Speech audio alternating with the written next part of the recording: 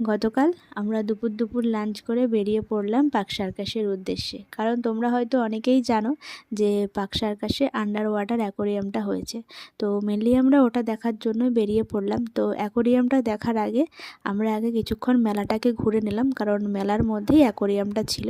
তো কিছুক্ষণ মেলা ঘোরার পর তারপর টিকিট কেটে আমরা চলে এলাম অ্যাকোরিয়ামের ভেতরে। তোমরা যারা এখনও যাওনি তারা কিন্তু অবশ্যই অ্যাকোরিয়ামটা গিয়ে দেখে আসতে পারো। পার্ক সার্কাসে রয়েছে। এটা কিন্তু খুব সুন্দর লেগেছে, পার্সোনালি আমাকে খুব সুন্দর লেগেছে, যতক্ষণই ভেতরে ছিলাম খুব সুন্দর লেগেছে।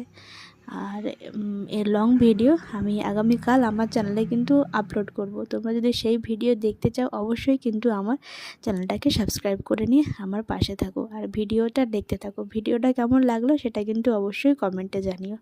তো অ্যাকোরিয়ামটা দেখা কমপ্লিট করে চলে এলাম বাইরে। যেহেতু আজ ক্রিসমাস, তাই ক্রিসমাসের জন্য খুব সুন্দর ডেকোরেশন করা হয়েছে।